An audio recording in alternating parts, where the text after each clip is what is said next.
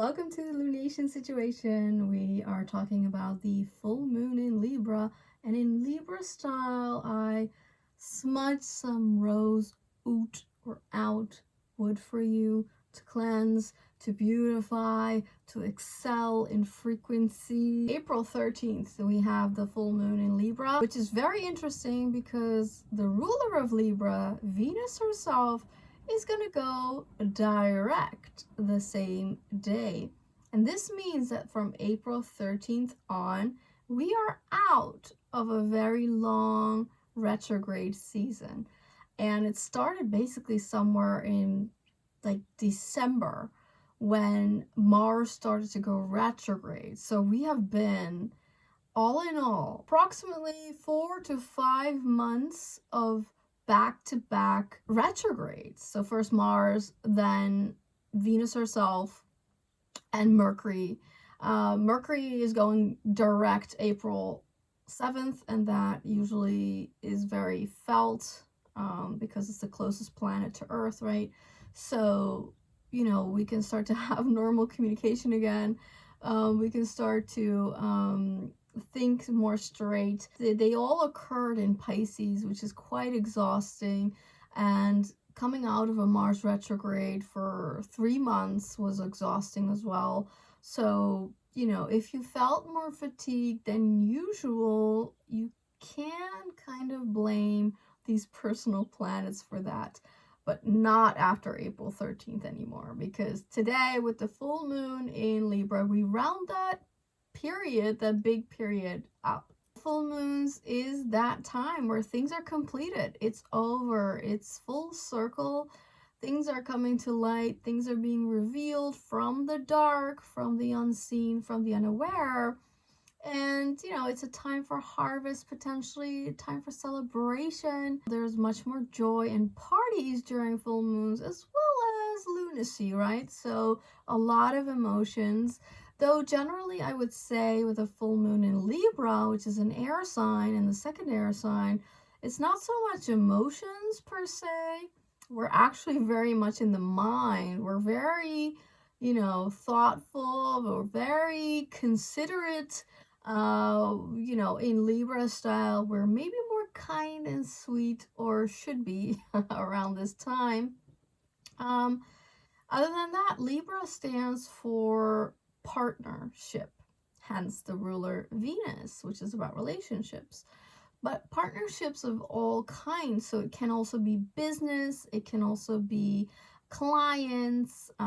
It's everything that you're cooperating, collaborating with another. It's about sharing, it's about agreements, it's about contracts, it's about law, it's about justice, it's about fairness, equilibrium. What's very interesting about Libra is it's not just kindness and pretty and soft, but it's actually also, the claws of the Scorpio constellation is at the same time the scales of Libra. So there's some karma when we are talking about Libra. It's the balancing of the scales of karma. And so fairness from that point of view is pretty, a little bit more weighty than just, everything has to be fair and equal and harmony, because it's karmic. It's a karmic balancing of the scales. So at this time, we're going back and forth. We're pondering. We're probably, reflecting on this very long retrograde period and what we finally learned from it. Now that we have the sort of green light from the universe, what are we going to change with all of those insights from the last 5 months? Because all 3 personal planets have been going retrograde. Now, what is the prize of that? And I think something might be revealed to you regarding that in this lunation, specifically, of course, around 23 degrees of Libra, where that is in your chart. In that area, something is being revealed to you, and that could be about some unfairness that you encountered earlier on, especially probably during the retrograde period, of the last 4 to 5 months. What have you been going through?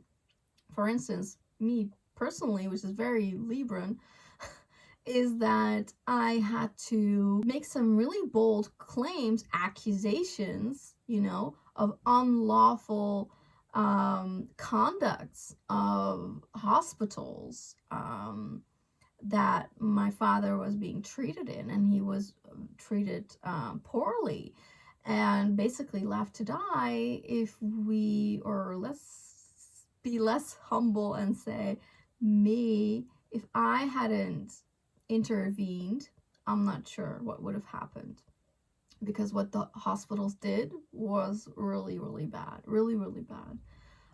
They left him to die. So basically not giving the treatment, or not even being honest about what's going on. And that's yeah, you wouldn't expect that. You wouldn't expect that from the West, Western civilization where I live. But yeah, so it's very Libran to go after your rights. I mean, I don't know why people think that Libra is a passive sign. It's not. It's, it is the autumn season, of course. Maybe that's, in the sense, slightly passive-y, but it's the opposition to Aries. So no, this is where you collect, where you claim, where you communicate, because it's a second arrow sign, where you're very wise about your information. You have the ability to communicate whatever is going on across to someone else, which is very, very important. That's the ability that Libra has. So this is where you can claim what's unrightful, what was unlawful. And so this is where you can claim your righteousness, standing in your right, and asking for justice, asking for the karmic balance. So whatever injustice you experienced the last 5 months, maybe something like me, or some other subject, maybe regarding inheritance, all of these things can come to a conclusion around April 13th, okay? Actually, full moons tend to bring the energy before a lunation, so you could even have very serious conversations or topics about fairness and justice, or, the claiming of justice before April 13th. And but because it's correlated to Venus going direct on the same day, I would say it could also be a little bit after. But it's very high. It's very high on our mind. It's very high in the collective energy. So you're here to collect. You're here to collect what is truly yours, what's rightfully yours. And we are not accepting any form of injustice. And this is, of course, very far-reaching, because when it's a full moon, the sun is, of course, at the opposite side, which is Aries in this case. And the sun is together with Chiron, right? Chiron is at 23 degrees as well, which is a pretty tight conjunction. They're both at 23 degrees of Aries, where actually also the asteroid Eris is very near at 24 degrees. And, well, first of all, I would say Chiron has been in Aries for quite a couple of years, and it was all about healing very deep-seated insecurities, especially that was housed in the body, right? Physical insecurities or physical trauma, or now that we know, right, the psychological effects of trauma being deeply seated in the body, all of that is actually Chiron in Aries that's really triggering us, is really helping us to become aware of what we need to heal on a physical level, and how we need to heal our identity. My favorite quote that I actually created myself is, the greatest power you have is knowing who you are, or basically knowing who you are is your superpower. And, you know, in a way, Chiron in Aries is, you know, is knowing who you are, and that is your strength. And if you don't know who you are, that is your weakness, because that's the flip with Chiron. It's your weakness, that's actually your strength, but you have to transmute that. You have to alchemize that process, which I call the healing process. And that's very Chiron, because it's about the healing journey, where you put the pain into purpose, you turn it around, right? You turn the storyline into your favor. So we have to tackle our insecurities. We have to be very kind and aware and caring of our bodily needs, desires, you know, even the passion we need, even the drive and lust we need in Aries as well. Not just being kind to the body, but also, you know, the fire we also need to do and go and be. So there's that. But like I said, it can come through triggers. You know, it's an ongoing thing, a healing journey. It's never done until your last breath, and maybe even then it still continues. So you're never there, it's never done, and so you can always be triggered. But the more aware you are, hopefully the less and less you are triggered, the less and less you are controlled by that trauma, emotion, or whatever. So during a lunation like this, where the sun is together with Chiron, in an opposition to the moon in Libra, a full moon, we are triggered, okay? We are triggered, you know. It could be through partnerships that were triggered because the moon is in Libra. It could be anyone else because Libra is the 7th sign of the zodiac, the 7th house, which is the other. So it can be anyone else you encounter, but it's likely someone you're close to, or maybe intimate with, or, you know, that you know, see more often, but it doesn't have to be. It could just be anybody, really. And it's also maybe important to remember that the other, anybody, is a reflection of yourself. So they're just showing you something, like a trigger, that needs to be integrated. So Aries and Libra is the axis of me and we, right? So where do you think about yourself, and where do you know, put someone else first, which I think you shouldn't do. You should always put yourself first. You should always prioritize yourself. Maybe the Sun Chiron is a reminder of that is important too. Now, of course, we also want to be kind, but there's quite a struggle during this lunation. We're being pulled and pushed between irritation, anger, triggers, traumatic triggers, as well as, you know, wanting to be kind and fair and not create more karma. But it's really, it's a struggle. It's a struggle. So all of us are easily triggered around this lunation, especially because this is even more heightened due to a T-square that both the sun and moon is making to Mars. And Mars is in the sign of Crab still, but there's a lot going on in April, and I'll also hint to that actually. Mars is going to leave the sign of Crab, which is like, because that, you know, Mars was in the sign of the Crab since like September of 2024, which is a whole lot of months to be in one sign, or, you know, because of the retrograde, he went back and forth.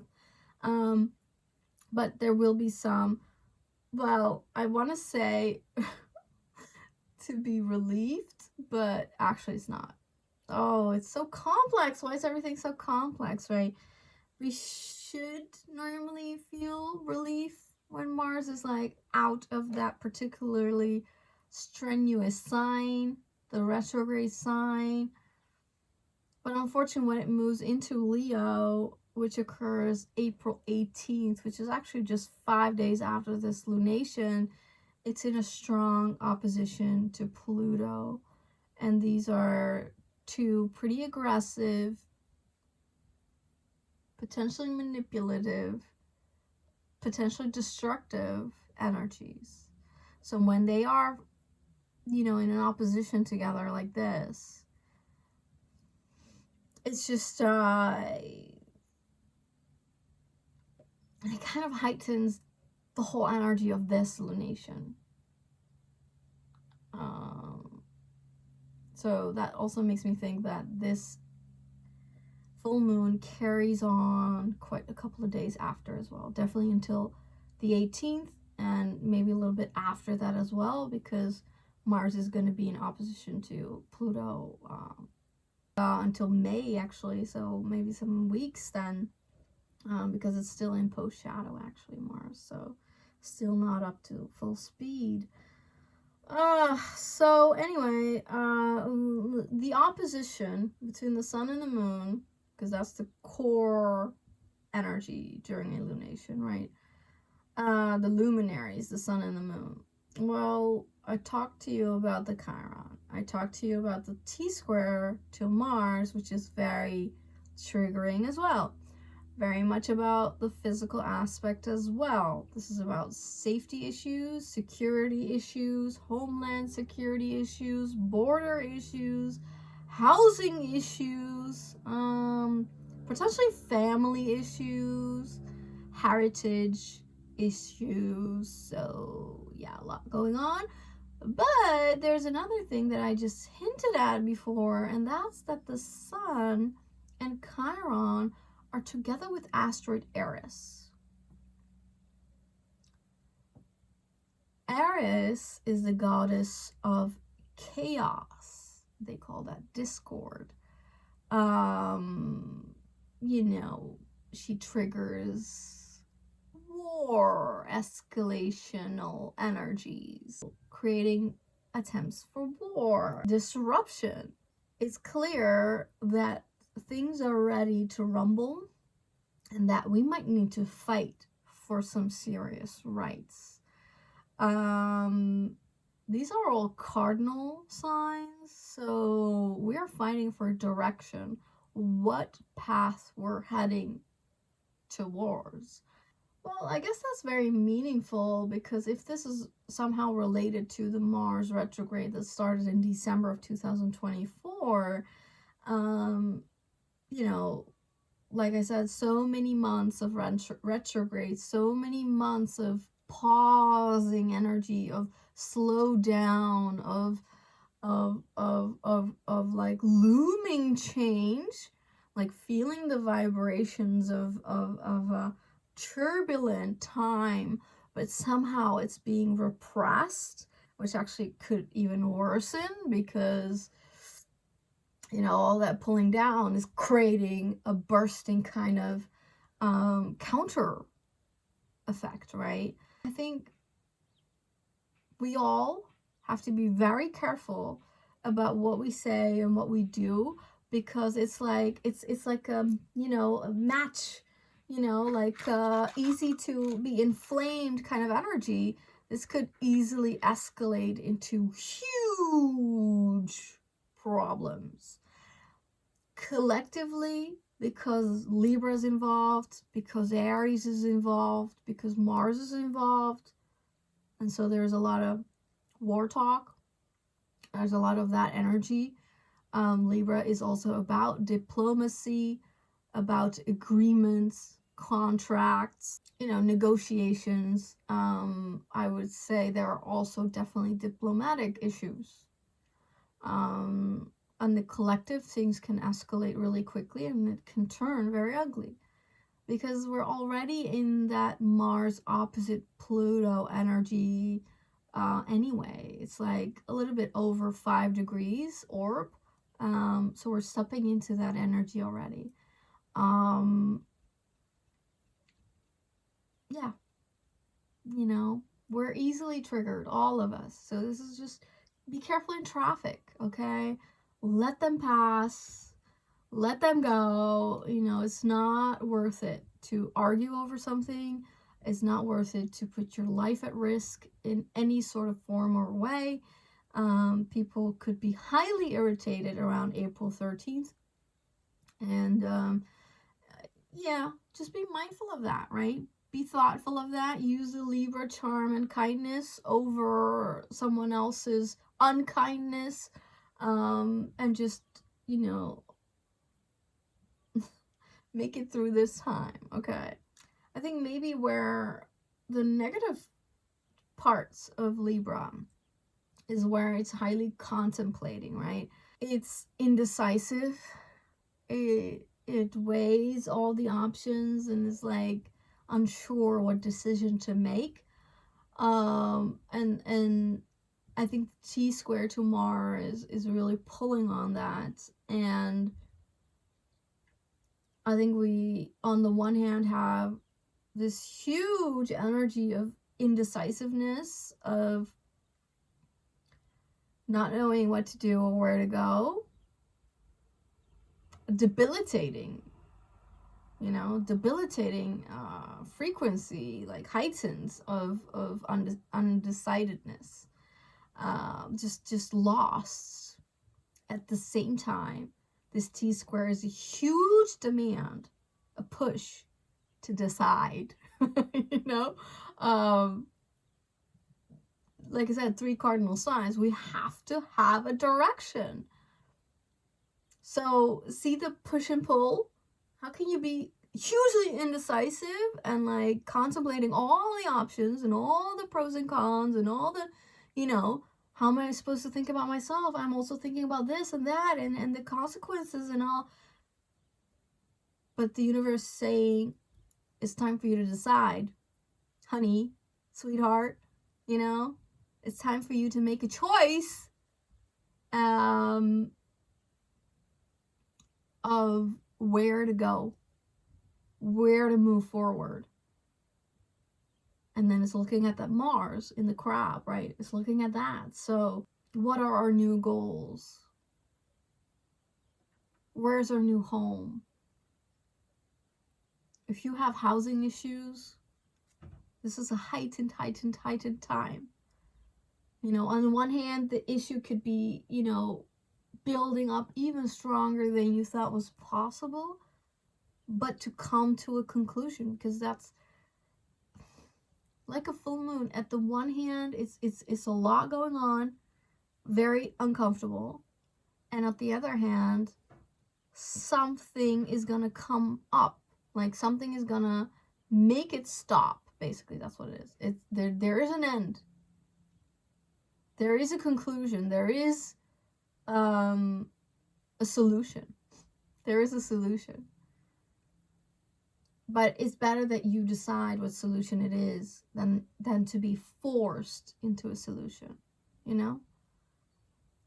So that's what you could contemplate, and it's okay to know in true Libra fashion that you don't have to do it alone. You don't. It's fine and okay and on point to collaborate, to seek a team, someone else that can help you. That's the perfect time for that. Okay, let someone help you if you're in trouble.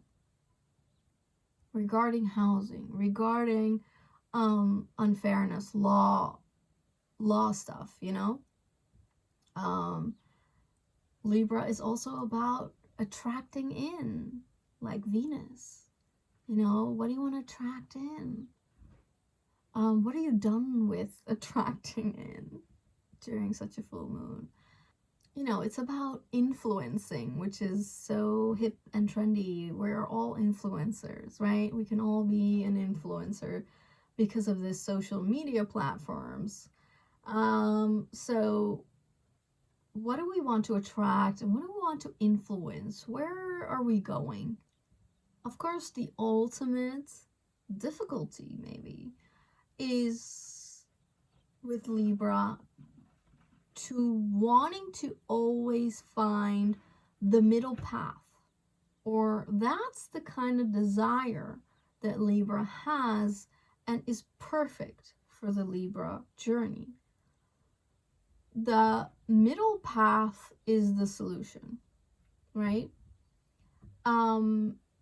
Which is there's a divine element to the middle path because it's the golden ratio. It's the flower of life, which is a geometrical pattern that is continued all throughout nature and everything that is consciousness. And you know what we call that? We call that beautiful. The flower of life in true Libra style is a very harmonic presentation. It's in balance, it's in harmony, it's perfect. It's the language of God, it's the language of the divine. The flower of life is beautiful, and Libra is here to beautify. Isn't it interesting that the middle path, or in art, you know, the golden ratio, in consciousness, the golden ratio being the flower of life, is beautiful. So beautiful is not that superficial as we think. It's divine. It's the divine language to seek beauty. It's programmed for beauty. It's programmed for harmony. You know, it's not me saying it. It's in the geometrical patterns that is continued throughout the whole universe, including astrology. And I'm going to get to some pretty divine geometrical patterns in this chart as well. The beautification, the purpose of beauty is actually divine. It's the language of the divine. So if you're called to level up into that frequency, then, you know, there is great leveling up during this lunation in Libra. The sweetness, the kindness, the charm is a co-expression of the divine. Seeking beauty, valuing beauty is not superficial at all. We talked about the T-square in the chart. Now there's also a yod, which is that divine expression. I'm going to go into that a little later because I first want to tell you what's going on in April. There's a lot going on in April, okay?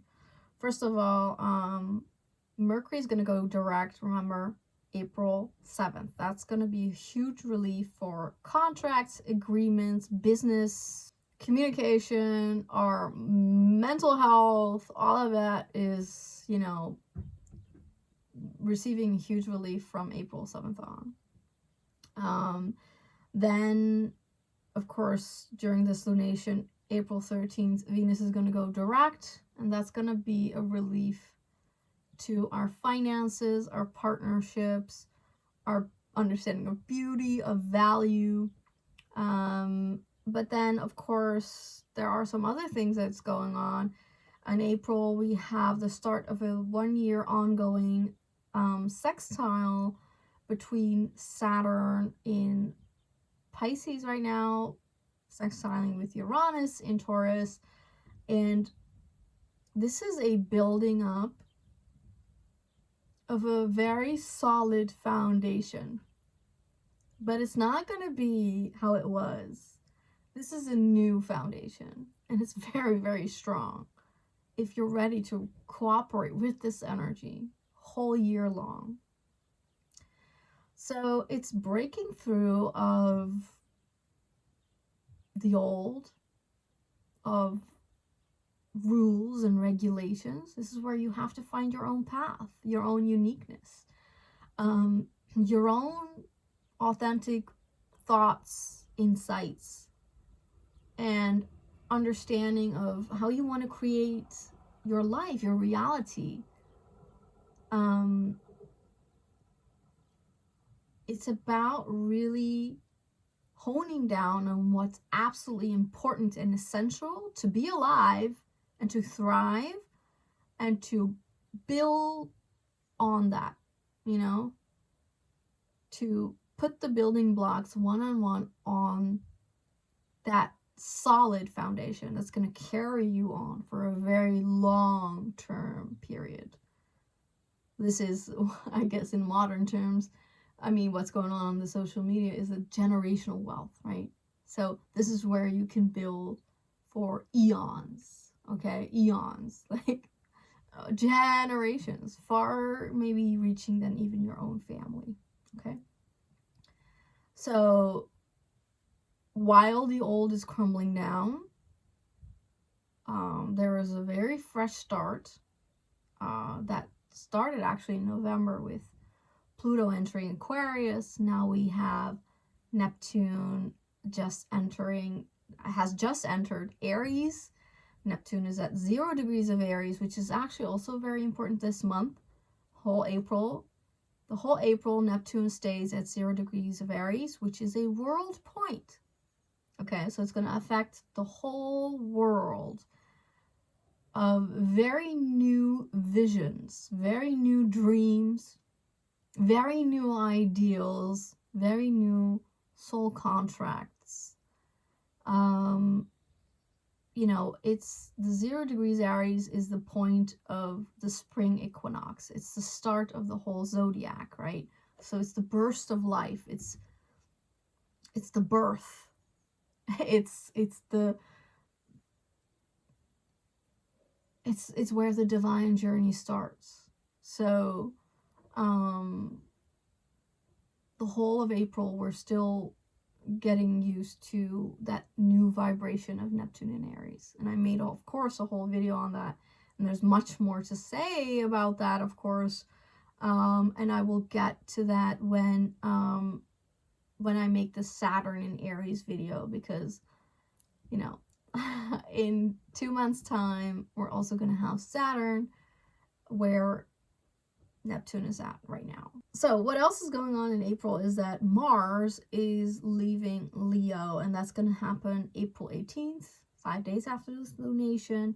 But it will also go into an opposition with Pluto, so it's quite difficult. At the one hand, it's a relief. You know, Mars is more passionate, more in its stepping into its power again, but also a very tough time collectively and personally, potentially. So that's going to go on from April 18th, the opposition, to May. We also, this whole month, have Saturn conjunct the North Node in Pisces, and Venus is going to be very close to that. First being retrograde, and then during this lunation direct. Saturn being conjunct the North Node is part of coming into the new soul contracts. It's partly releasing old contracts, and that can be very sad. That can bring in grief of what is no longer going to be there, of what is lost. Because Pisces is about removal, and, you know, Saturn can be part of that. Saturn can be about the karmic side of life, the long-term agreements, the material, physical side of life. And there is a fated change with the North Node here. It's very deep stuff that most of us will not understand, but we might really feel it because it's going on in the Pisces energy. So a lot of emotions, a lot of sadness and grief, and like depression vibes that we cannot really tell why, because there's nothing necessarily going on in the physical world that would explain why we feel that way. But there's a lot going on the soul frequency, right? Because you're coming into new contracts. But they are going to be very exciting. Don't worry about it. It's just that the old has to fall away. And I don't know why we human beings are so attached to things. You know, that's actually what's providing so much sadness. if we would just let go and trust and surrender to the process, we would all feel much better. And I think that's also the struggle, you know? Can you trust more? Can you have more faith? Can you believe that it will be okay? That the new is better than the old? Because that's why it's changing. And then the latter part of April, Uranus is gonna move to the Algol degree, and I made a whole video about Algol specifically, actually explaining that energy. And it's a lot because it's about Medusa, and it's very deep trauma, especially on the feminine. It's a deep feminine wound. So Algol being at the 26-degree point, Uranus being at the Algol degree point, 26 degrees of Taurus, is a potential for drama and difficulties collectively, personally. I mean, women should be a little bit more careful at the end of April. And we could hear a lot of more about gory death, murder details. Like, yeah. So you have to be careful. You do. Algol is a difficult point. It's one of the most difficult points in astrology. So, Uranus moving across that, being the planet of shocks, disruptions, surprises, suddenly, you know, something occurring. Yeah, that can be difficult. So be wary of that at the end of April, okay? So back to the chart. There is a trine. This full moon in Libra is also making the most harmonic, the most flowing and beautiful and easy going relationship to Jupiter in Gemini, and that's the planet of luck, expansion, fortune, abundance, support, blessings, you know, making everything bigger. So there is a potential for also collecting what's rightfully yours, remember, of, you know, demanding justice and equilibrium, a karmic balancing of the scales. And so Jupiter comes in also about justice and law, where it can really support you on that journey. So if you have anything regarding law or, you know, claiming your fairness, claiming justice, claiming balance energetically, Jupiter has got your back, okay? So if you want to see in your own chart where that is, you look at the 23 degrees of Libra, that's where it's highlighted.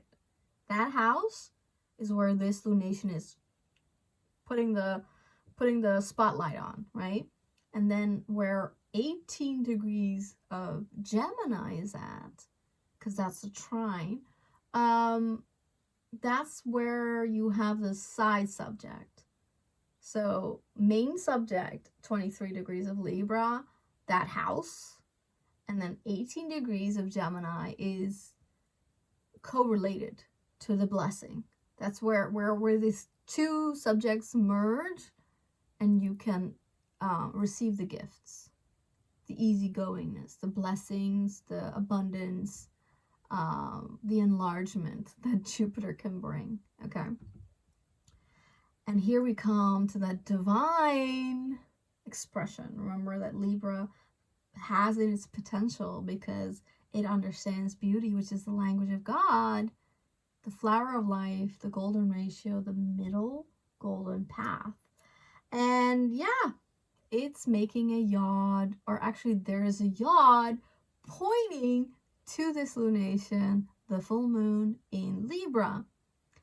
So a yod is the finger of God, right? So it's a divine perspective, a divine enhancement on that subject, on that planet, on that vibration. So the Libra is is getting the divine support. This is where we're at, right? We have to have a really good Libra expression in our lives. Like I said, sweetness, kindness, aware of what you're attracting in, of your thoughtfulness, of what you're influencing, what you want to negotiate, what you want to partner and collaborate with, as well as claiming the justice. This is important, says the divine even. Like, this is really, really important. Okay, this is where we're all at. So what's supporting this full moon in Libra then? In a slightly awkward way. So it's not that this energy, it's not like just Jupiter where we just get a swift of luck and all that. But no, a yod is made of two quincunxes, which is 150-degree angle, and that's odd. It's awkward. It's there's no, astrologically, there's no easiness to the energies, but I can always look through that mumbo jumbo and see what actually is going on, because what's actually going on within a quincunx is that you need integration. It requires your active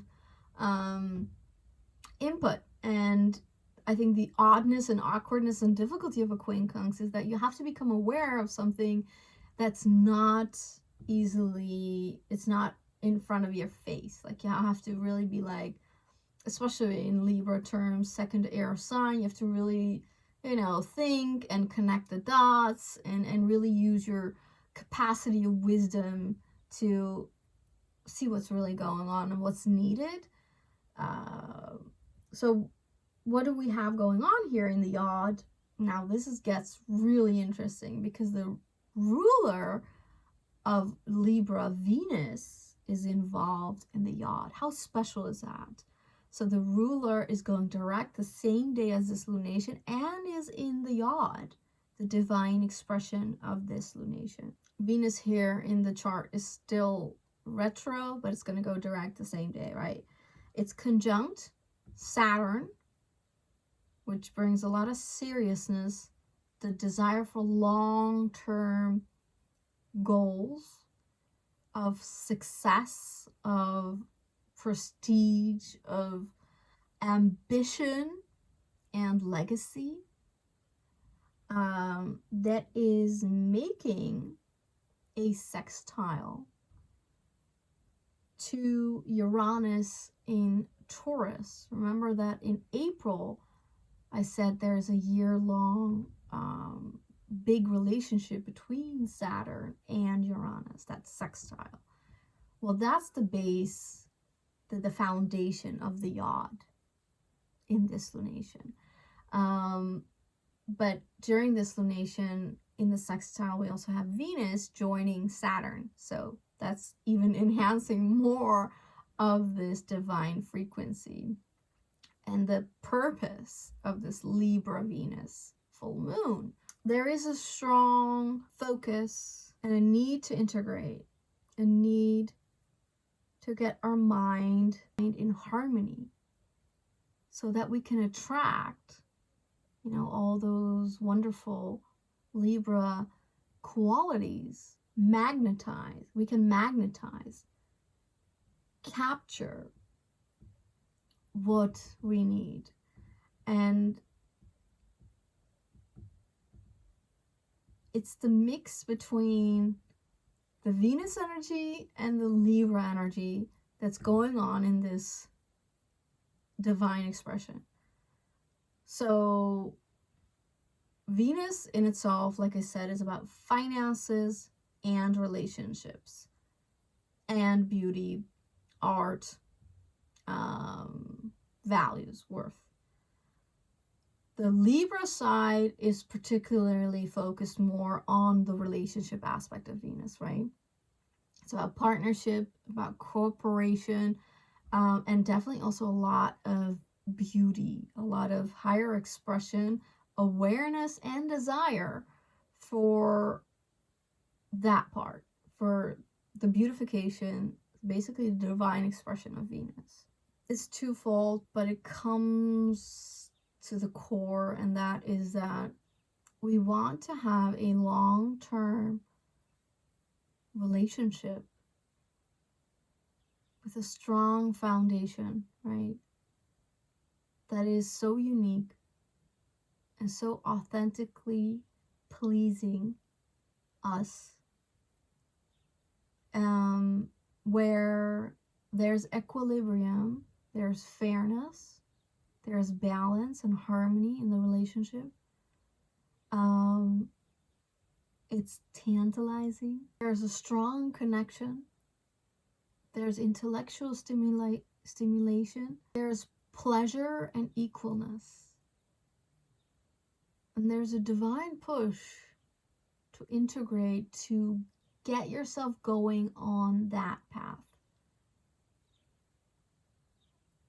And even though it's a very strong expression of the divine, in the material reality, it's just, it's your relationship that you have with someone else.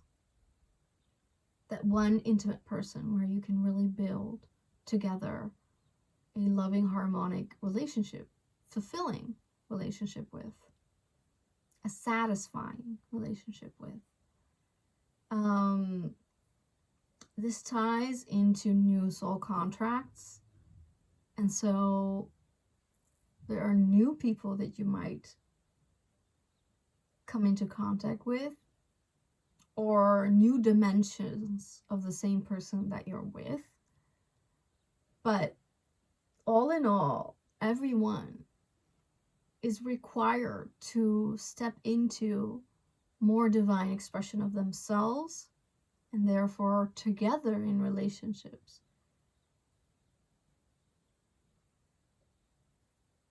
People want change and fairness and equalness and a good life, thinking that someone else or something else is going to give it to them, when, you know, everybody's in charge of that individually. You know, how can you be more of a good person? How can you have good partnerships, satisfying relationships?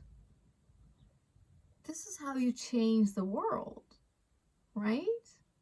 It's kind of simple, but why aren't we doing it? Well, this lunation is the call to do it. And I think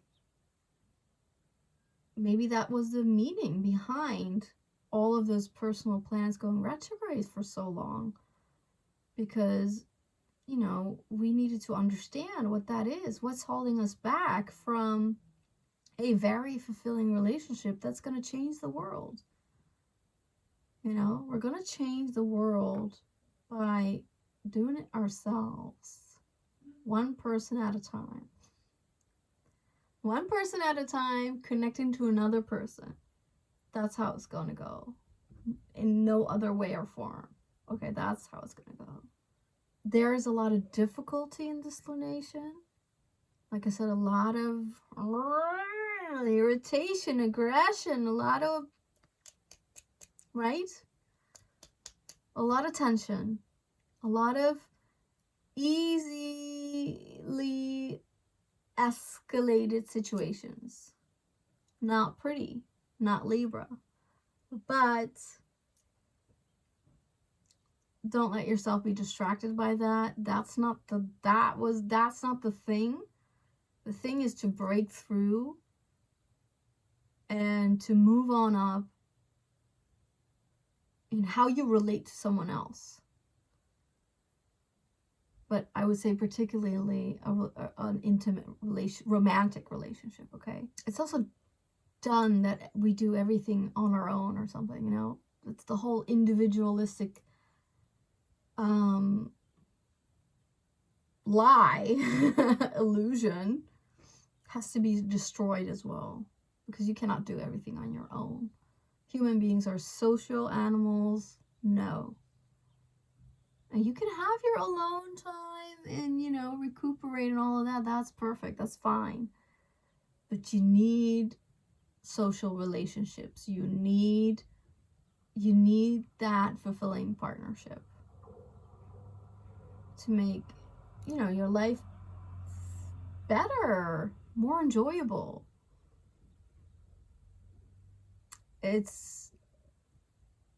We're done with doing everything by ourselves, okay? That's not how we're going to continue. That's not the foundation, the solidness that Saturn and Uranus are trying to create.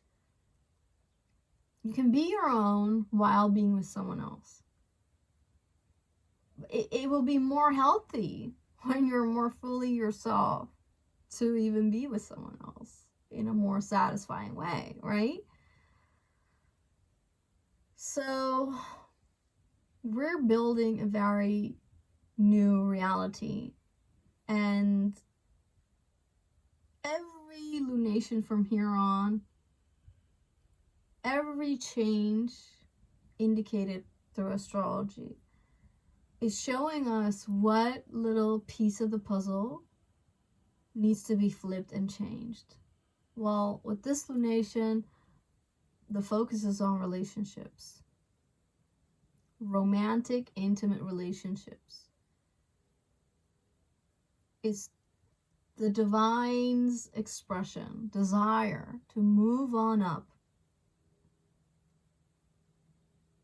And I think it's also because in the background there is Neptune at that world point in Aries, trining Juno, which is about relationships, in Sagittarius. And actually the Mars and Pandora is involved.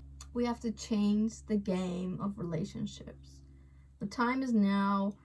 Things will be revealed to us. Maybe things we need to move through and digest. And it's a very karmic journey.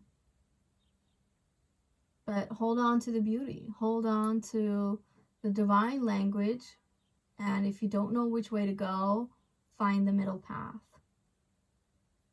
Thank you for watching, and have a very lovely Libra full moon. Take care.